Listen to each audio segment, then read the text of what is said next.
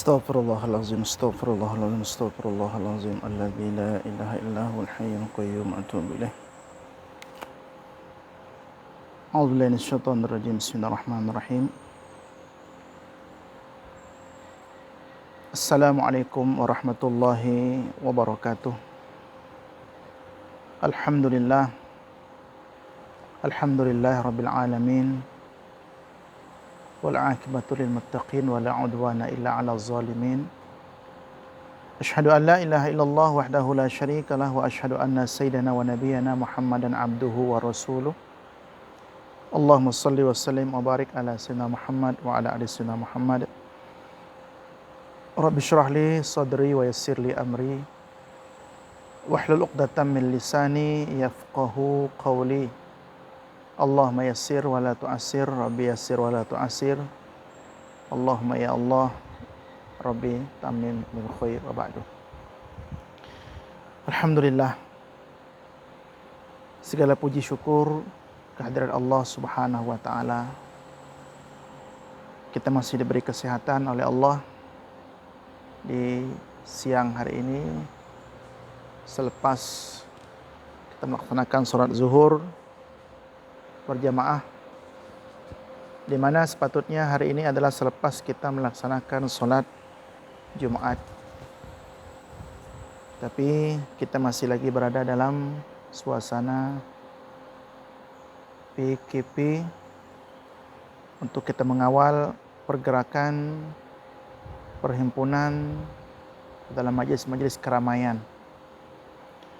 Ala kulli hal, tetap kita bersyukur kepada Allah. Allah masih bagi kepada kita kesehatan jasmani dan rohani, sehingga dapatlah kita bersama-sama untuk menikmati suasana hari ini. Salawat dan salam kepada junjungan kita baginda Rasulullah Nabi besar Muhammad sallallahu alaihi wasallam.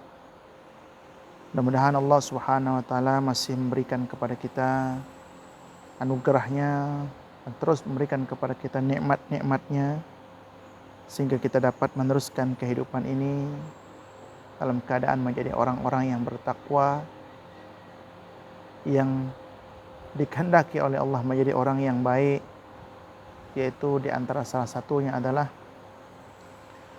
may yuridillahu bihi khaira yufaqihu fid din. Siapa yang dikehendaki baik menjadi baik oleh Allah Subhanahu wa taala, maka dia akan diberi faham oleh Allah pada agama. Untuk itu, mudah-mudahan Allah mudahkan segala urusan kita dengan doa, Allahumma rabbi syrahli sadri wa yassirli amri wahlul 'uqdatam min lisani yafqahu qawli. Jamaah salat di jamaah Surau An-Nur, Bandar Putri Kelang yang dirahmati Allah Subhanahu wa taala.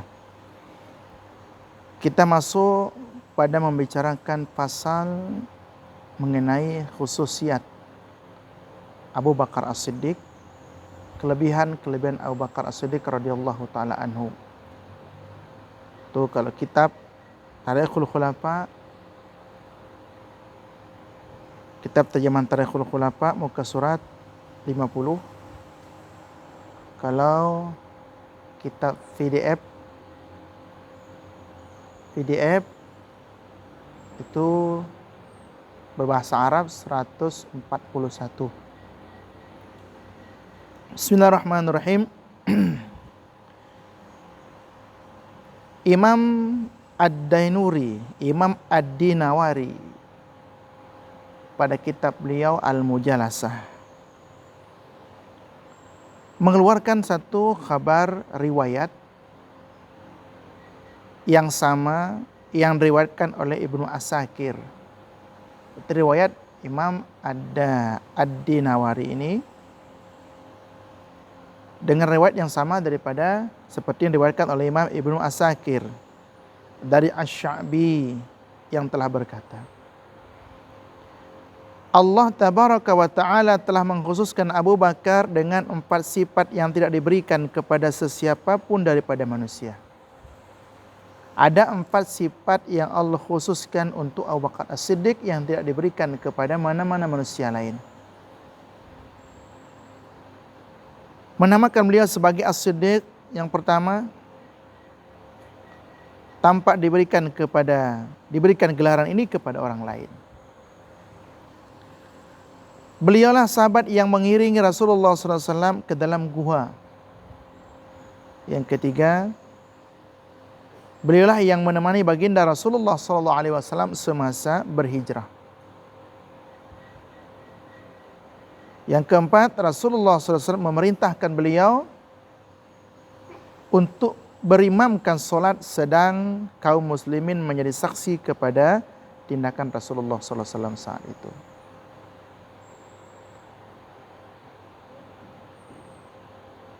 Hadirin jemaah surah An-Nur yang dirahmati Allah Subhanahu wa taala. Jadi kekhususan Abu Bakar As-Siddiq ini menampakkan satu kedudukan yang cukup tinggi di kalangan umat selepas Rasulullah SAW dan di kalangan para sahabat. Sehingga Imam Ad-Dinawari mengatakan bahwa kekhususan ini Allah khususkan.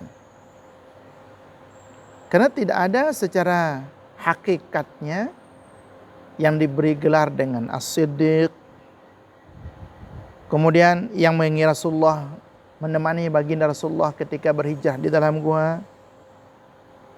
Kemudian ketika diminta oleh Rasulullah untuk mengimamkan solat kaum muslimin, sedangkan baginda saat itu masih ada umur, walaupun baginda saat itu dalam keadaan sakit tenat. Tapi tindakan ini disaksikan oleh kaum muslimin akan kedudukan Abu Bakar As-Siddiq sebagai khalifah yang pertama nantinya selepas Rasulullah wafat. Seolah-olah ini adalah satu isyarat.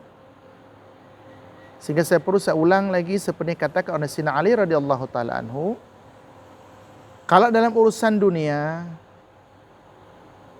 kenapa kami kena tidak ridha? Kenapa kami tak terima?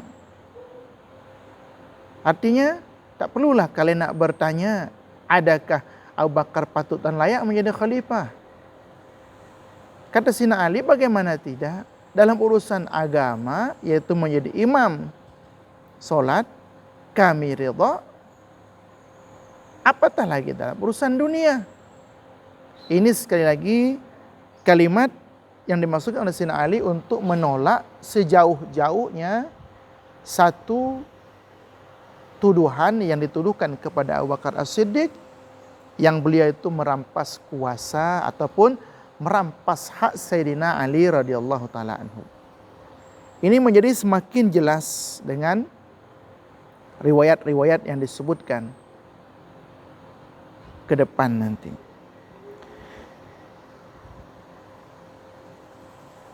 Dan diriwayatkan daripada Imam Abu Dawud dalam kitabnya Al-Masahib. Dalam kitab Al-Masahib daripada Imam Abu Dawud radhiyallahu ta'ala anhu, daripada Sayyidina Ja'far berkata, Kana Abu Bakrin adalah Abu Bakar yasma'u munajata Jibril. Munajata yasma'u munajat Jibril. Bahwa Abu Bakar biasa mendengar munajat, ataupun bahasa kita tu perbincangan atau dialog Sayyidina Jibril dengan Nabi SAW, tetapi Abu Bakar tidak dapat melihat siapa yang berbicara. Tetapi terdengar oleh Abu Bakar dialog antara Rasulullah SAW dengan Sayyidina Jibril alaihissalam. Kemudian Imam Al-Hakim telah mengeluarkan khabar daripada Ibnu Musayyab, telah berkata bahwa Abu Bakar As-Siddiq radhiyallahu ta'ala anhu di sisi Nabi SAW ada sebagai menteri. Baginda SAW bermusyawarat dengannya di dalam semua urusan. Orang kedua memeluk Islam. Orang kedua bersama-sama di dalam gua. Orang kedua berteduh di bawah para teduhan yang dibina semasa peperangan Badar. Orang kedua di dalam kubur, dan Baginda SAW tidak pernah mendahulukan orang lain ke atas beliau. Ini yang pada perbincangan kita sebelumnya, pada siri sebelumnya, bahwa ini adalah satu keutamaan kelebihan Abu Bakar di sisi Rasulullah SAW. Kita perlu mengingat riwayat-riwayat seperti ini untuk kita faham agar tidak terikut-ikut mencela, bahkan mencaci wal'iyadzubillah terhadap Abu Bakar As-Siddiq. Kemudian pasal selanjutnya, pasal mengenai hadis-hadis dan ayat-ayat Al-Quran yang menunjukkan tentang khilafahnya dan sebutan imam-imam terkemuka mengenai khilafahnya. Jadi ayat-ayat Al-Quran dan hadis-hadis yang menunjukkan tentang khilafahnya. Artinya diiktiraf khilafah kepemimpinan beliau selepas Rasulullah SAW. Dengan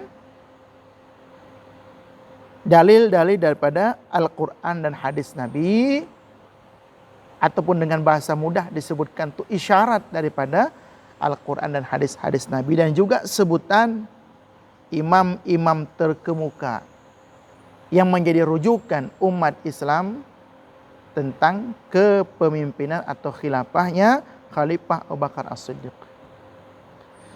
Imam At-Tirmizi, beliau mengeluarkan hadis dengan hadis hasan, dan Imam Al-Hakim meriwayatkan hadis yang bertaraf sahih. Dan Huzaifah, daripada Sayyidina Huzaifah, telah berkata bahwa Rasulullah SAW telah bersabda. Imam Tirmizi mengeluarkan hadisnya yang beliau katakan hadisnya hasan, hadisnya baik. Yang kedua, Imam Hakim dengan hadisnya hadis sahih, taraf hadis sahih daripada Imam Al-Hakim. Bahwa Rasulullah SAW daripada sahabat Huzaifah, Rasulullah bersabda,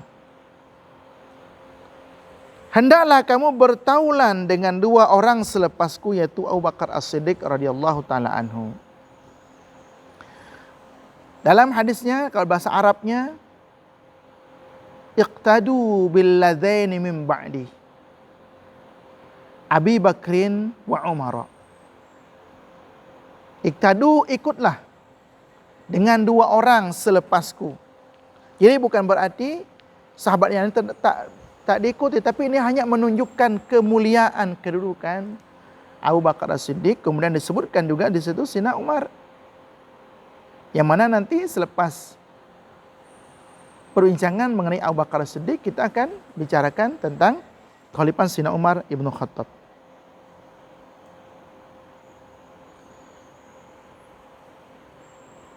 Hendaklah kamu bertaulan dengan dua orang selepasku, yaitu Abu Bakar As-Siddiq radhiyallahu taala anhu dan Sayyidina Umar ibnu Khattab radhiyallahu taala anhu. Hadis yang sama juga telah diterbitkan oleh Imam At-Tabrani. Jadi Imam Tirmizi, Imam Hakim, kemudian ada hadis yang seumpama daripada Imam At-Tabrani melalui periwayatan Abu Darda. Kalau yang tadi di atas itu ada riwayat daripada Huzaifah, Sayyidina Huzaifah. Di sini daripada Abu Darda.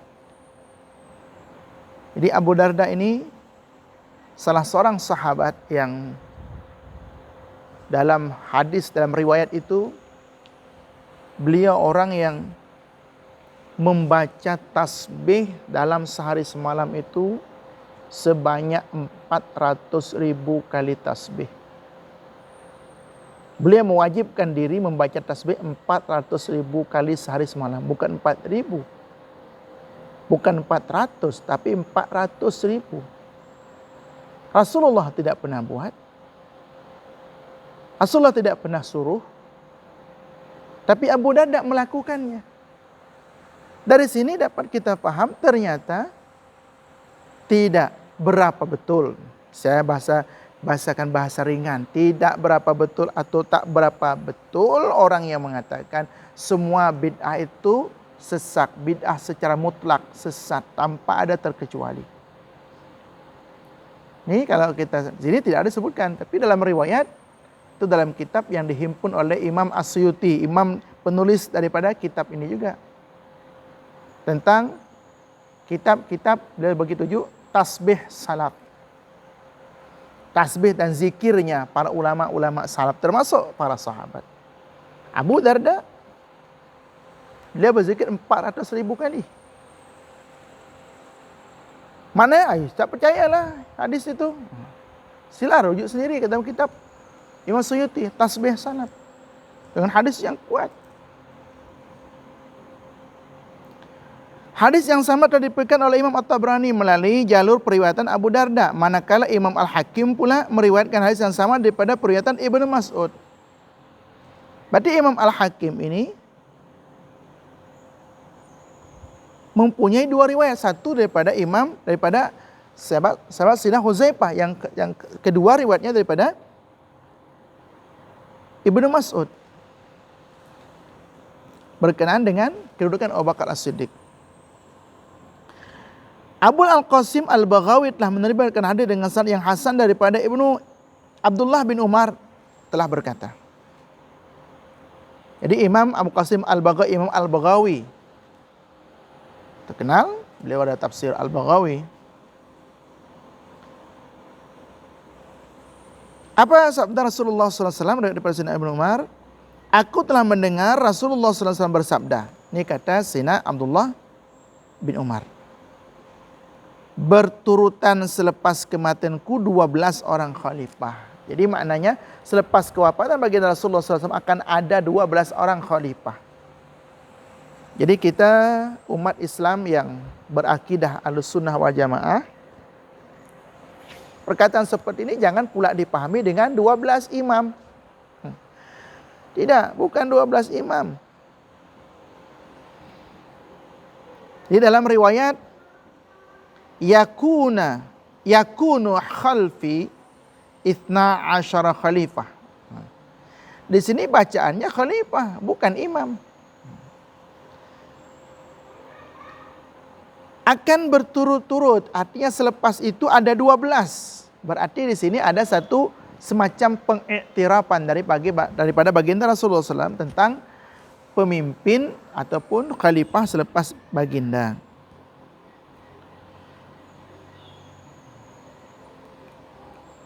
Abu Bakar tidak kekal lama kecuali sekejap. La yalbatu illa qalila. Abu Bakar la yalbatu illa qalila. Sayyidina Abu Bakar ya, dalam 2 tahun setengah ya, dalam 2 tahun setengah menjadi khalifah. Ini adalah awalan hadis yang disepakati dengan kesahihannya. Jadi hadis ini, awalan daripada hadis ini yang disepakati kesahihan hadis tersebut. Hadis ini datang dan warid daripada berbagai jalan. Artinya daripada riwayat-riwayat yang berbeza-beza, yang cukup banyak riwayatnya. Ulasannya telah pun dibuat di permulaan kitab ini. Jadi telah pun diulas dari awal-awal kitab Tarikhul Khulafa ini. Di dalam kedua dari kitab sahih mengenai hadis terdahulu itu menyebutkan bahwa Rasulullah SAW semasa hampir menemui ajalnya, ajal baginda, Allah telah berkhutbah dengan berkata. Jadi menjelang kewafatan Rasulullah SAW, baginda berkhutbah dengan kata baginda, sesungguhnya seorang hamba telah diberikan pilihan oleh Allah. Jadi di akhir sakit tenat baginda SAW, beliau bercerita seolah-olah beliau memberitahu kepada sahabat, ada seorang hamba diberikan pilihan oleh Allah Subhanahu wa taala. Di akhir hadis baginda bersabda, dan tidak ditinggalkan pintu ke masjid kecuali kesemuanya ditutup melainkan pintu Abu Bakar As-Siddiq. Ini hadis dah berapa kali terulang daripada riwayat-riwayat sebelumnya. Baginda yang mengatakan bahwa Ada seorang hamba yang diberikan pilihan oleh Tuhannya dalam riwayatnya, sama ada nak hidup terus kekal bersama umatnya ataupun kembali ke hadirat Allah Subhanahu wa taala.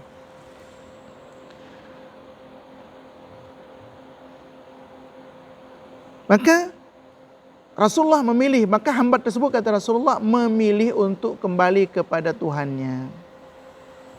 Semua orang sahabat tak ambil mungkin dalam bahasa kita biasalah Rasulullah berceritakan, maknanya ini satu kisah, ada seorang hamba yang diberikan pilihan nak hidup terus ke nak kembali kepada Allah. Maka kata Rasulullah SAW dalam riwayatnya, maka hamba tersebut memilih untuk kembali kepada Allah, untuk balik kepada Allah Subhanahu wa taala. Jadi para sahabat itu mendengar, tak ada respon, tak ada apa-apa, tapi Abu Bakar menangis. Abu Bakar menangis. Sehingga orang pun rasa pelik. Kenapa Rasulullah cerita pun ada hamba yang diberi pilihan, awak menangis. Karena Abu Bakar itu faham siapa orang yang dimaksud. Yang dimaksudkan itu adalah Rasulullah SAW, sebab selepas itu tak lama Rasulullah wafat.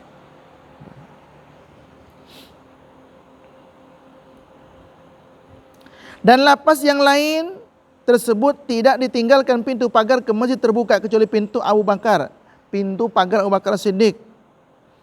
Para ulama mengulas bahwa ungkapan ini memberi isyarat kepada khilafah yang bakal disandang oleh Abu Bakar Siddiq. Jadi daripada riwayat ini ada satu isyarat bahwa maksud ini adalah bahwa nanti itu Abu Bakar akan menjadi khalifah, akan menjadi pemimpin selepas Rasulullah SAW. Karena pintu pagar ini akan membolehkan Abu Bakar masuk ke masjid untuk bersolat dengan kaum muslimin semasa pemerintahannya nanti. Makna yang sama tersebut di dalam hadis Anas dengan lapas, tutuplah semua pintu yang menghala ke masjid kecuali pintu Abu Bakar As-Siddiq. Hadis ini diriwayatkan oleh Imam Ibnu Uday, hadis Aisyah yang diterbitkan oleh Imam At-Tirmizi dan tokoh-tokoh yang lain, hadis Ibnu Abbas yang tersebut di dalam Az-Zawaid Al-Musnad, juga dalam hadis Muawiyah bin Abi Sufyan yang diterbitkan oleh Imam At-Tirmizi dan hadis Anas yang diterbitkan oleh Al-Bazzar. Sangat banyak hadis-hadis berkaitan dengan riwayat akan terjadinya kepemimpinan Abu Bakar As-Siddiq radhiyallahu taala anhu. Kedua-dua syekh telah membawakan hadis daripada periwayatan Jubai ibnu Mut'im.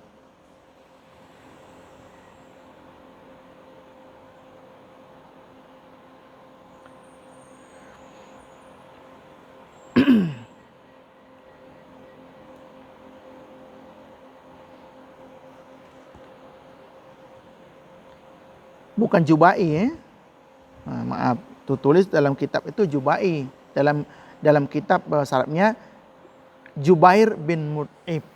Kalau tuan-tuan ada kitabnya dibetulkan, itu bukan Jubai. Jubair, Sina Jubair bin Mut'im radhiyallahu taala anhu qala. Dia berkata,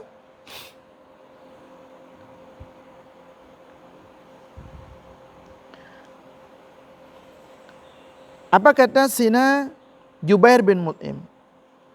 Seorang perempuan telah datang ke hadapan Rasulullah SAW, lalu baginda SAW menyuruh perempuan berkenaan pulang dan datang semula. Tanya perempuan itu, bagaimana sekiranya aku datang dan tidak mendapati tuan hamba? Baginda, bagaikan beliau memberi maksud dengan kewafatan Rasulullah SAW. Jawab baginda Rasulullah SAW, sekiranya kamu tidak mendapati aku, datang saja kepada Abu Bakar. Pada riwayat ini dapat dipahami oleh para ulama bahwa Rasulullah memang selepas itu tidak lama, bahwa Rasulullah akan pergi meninggalkan umatnya. Maka itu ketika seorang perempuan datang mengadukan satu masalah, dia mungkin kata perempuan, nanti kalau saya datang lagi, kalau Tuhan tak ada, macam mana? Apakah hukum akan berubah? Misalkan. Kata Rasulullah, datang jumpa Abu Bakar. Datanglah, pergi jumpa Abu Bakar.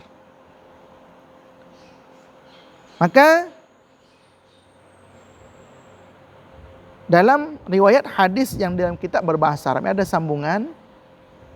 Sambungan dia berbunyi, fa innahu al-khalifatu mim ba'di, maka sesungguhnya Bakar itu adalah beliau adalah khalifah selepasku. Dalam buku bagaimana sekiranya ada aku datang dan tidak mendapati Tuhan hamba, bagaimana bagaikan beliau memberikan maksud, memberi pahaman dengan jawaban Rasulullah SAW. Jawab baginda, sekiranya kamu tidak mendapati daku, datang saja kepada Abu Bakar. Setakat itu dia punya hadis dalam kitab terjemahan. Tapi dalam kitab bahasa Arabnya ada sambungan yang berbunyi, fa inna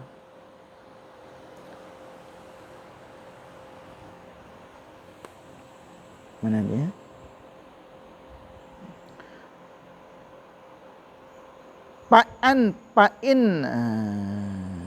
Fa'ti Abu Bakrin, datangi Abu Bakrin, fa innahu khalifatu min ba'di, beliau adalah khalifah selepasku. Imam Al-Hakim juga telah mengungkapkan hadis bertaraf sahih diriwayatkan daripada Sina Anas yang telah berkata, Banu Mustaliq itu adalah kabilah di Madinah, telah mengutus daku kepada Rasulullah SAW dengan kata mereka, tanyakan pada baginda SAW, kepada siapa pula akan kami bayar zakat sedekah kami selepas Tuhan hamba. Artinya kalau Rasulullah wafat nanti, kemana kami akan membayar zakat fitrah? Untuk kami hantar kemana? Aku pun datang menemui Rasulullah SAW. Ini riwayat daripada Sina Anas. Karena mereka bertanya kepada Sina Anas bin Malik, Sina Anas menjawab, tak dapat menjawab. Maka aku pun datang menemui Rasulullah SAW dengan bertanya kepada baginda SAW. Maka jawab baginda SAW, serahkan saja kepada Abu Bakar. Kalau mereka datang, artinya dahulu kami bayar zakat kepada Rasulullah SAW. Sekarang Rasulullah kalau wafat, apakah kami wajib zakat juga? Ataupun macam mana? Kepada siapa kami nak serahkan? Bayar zakat kami, zakat harta kami itu. Maka Rasulullah SAW serahkan saja kepada Abu Bakar As-Siddiq radhiyallahu taala anhu. Ibnu Asakir telah menerbitkan hadis daripada Sina Ibnu Abbas dan berkata, seorang perempuan telah datang kepada Rasulullah, cerita yang sama, dan meminta sesuatu daripada baginda. Maaf, bukan cerita yang sama, cerita dalam cerita yang lain. Artinya tadi itu datang untuk nak bertanya, nah kalau nanti kami bayar zakat kepada Rasulullah, kalau Rasulullah tak ada, kemana kami bayar zakat? Nah, dalam ini seorang wanita, seorang perempuan datang kepada Rasulullah dan meminta sesuatu daripada baginda SAW. Maka kata Rasulullah SAW kepadanya, kamu datang lain kali. Kata Rasulullah, untuk sekarang ni saya tak dapat penuhi, nanti datang semula. Tanya perempuan tadi, wahai Rasulullah SAW, sekiranya aku datang, aku dapati Tuhan hamba sudah tidak ada, maksud beliau bahwa Rasulullah SAW sudah wafat. Jawab Rasulullah SAW, sekiranya kamu datang dan tidak mendapati daku, datang sajalah kepada Abu Bakar As-Siddiq, kerana beliau pada saat itu merupakan khalifah selepasku. Berarti wanita ini bukan orang dekat, orang jauh. Datang jumpa dengan Nabi, selepas daripada menunaikan ibadah haji ataupun misalnya akan pergi ke jumpa Nabi SAW. Kata baginda, awak baliklah nanti lain awak datang lain kali. Maka wanita tersebut biar jelas, kalau saya datang baginda tak ada macam mana? Itu. Maka kata baginda SAW, kalau kamu tidak mendapati aku, maka serahkan saja, datang saja kepada Abu Bakar, kerana beliau pada saat itu merupakan khalifah selepasku. Itu. Jadi tuan-tuan yang rahmati Allah Subhanahu Wa Taala, sangat-sangat banyak dan tidak akan dapat kita habiskan untuk dalam waktu terdekat berkaitan dengan keutamaan khalifah Abu Bakar Siddiq radhiyallahu taala anhu. Jadi mudah-mudahan Allah terima segala amal ibadat kita dan kita dapat laksanakan apa-apa yang sepatutnya untuk kita buat. Sebab kalau kita tidak dapat melakukannya dengan yang terbaik, kita malu akan menjawab di hadapan Rasulullah sallallahu alaihi wasallam. Kita buat yang terbaik. Kalau ternyata yang terbaik itu pun belum sempurna juga, kita serah kepada Allah Subhanahu wa taala. Ila huna iktafaina bihadzal qadar, sampai sini saja kita cukupkan dengan kitab doa Al-Fatihah. A'udzu billahi minasyaitonir rajim. Bismillahirrahmanirrahim. Alhamdulillahirabbil alamin arrahmanirrahim maliki yaumiddin. Iyyaka na'budu wa iyyaka nasta'in. Ihdinas siratal mustaqim, siratal ladzina an'amta 'alaihim ghairil maghdubi 'alaihim waladdallin. Amin.